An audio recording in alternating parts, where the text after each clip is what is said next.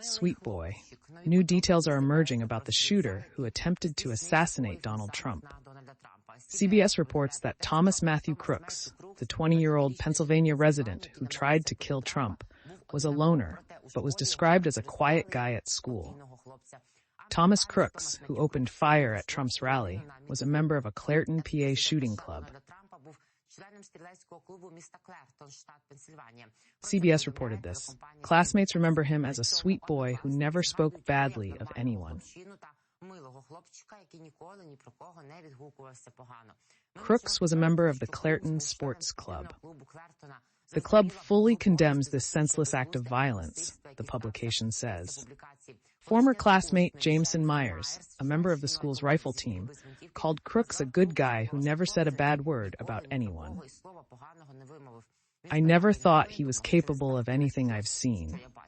Classmate Summer Bartley told a CBS reporter from Pittsburgh that although Crooks was not popular, he still had a group of friends and was a good student who was loved by his teachers. She saw no signs he would do something like that. Another classmate, Mark Sigafus, described him as intelligent, friendly, and often active in class, definitely a nerd. It seemed like he wouldn't hurt a fly, he said. Another acquaintance noted that Crooks was a loner. He often wore a camouflage suit or hunting clothes to school.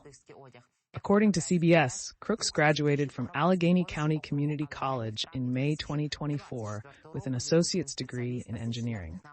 Crooks also worked at the Bethel Park Nursing and Rehabilitation Center as a dietary assistant. A law enforcement source noted that the attacker was wearing a shirt which obviously read Demolition Range, a popular YouTube channel related to weapons with over 11 million subscribers. Earlier, officers found explosives in the car and in the house of a suspect in the attempted assassination of Trump. The shooter was identified as 20-year-old Thomas Matthew Crooks from Pennsylvania.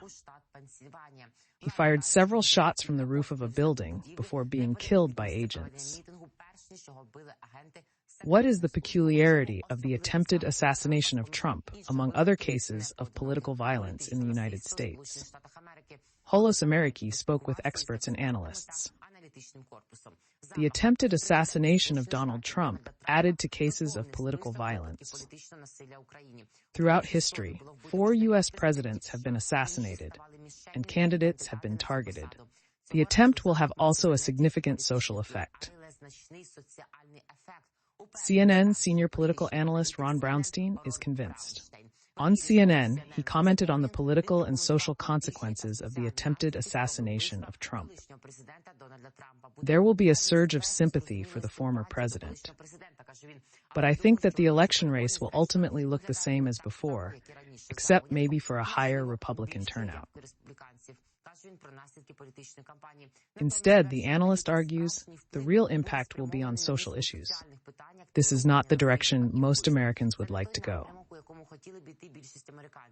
The attacks on politicians in the 60s made Americans think about where we were headed as a society. Recently in the United States, there have been attempts to kidnap and assassinate the governor, shootings, a house being shelled, and threats to local officials. This level of violence in politics is unprecedented, except perhaps in the 1850s. Back then, we had beatings in the Senate, the analyst notes. Historians say 19th century congressmen carried guns and knives, sometimes using them against colleagues. Even if the shooter did not have a clear political motive, the incident still raises a number of questions for American society. It still tells us something about our heading as a society. I think that's not the direction that most Americans would like to go. Historian David Woodard, a political science expert, said, "This is a historic moment that will have lasting consequences." Woodard noted that politicians draw strength from the crowd, but now candidates will prioritize their own safety, marking a turning point. The historian compared this with the assassination attempt on President Roosevelt. The paper stopped the bullet, The president has always been in danger. Ronald Reagan almost died from an infection caused by a bullet. The presidents were also constantly threatened to be killed,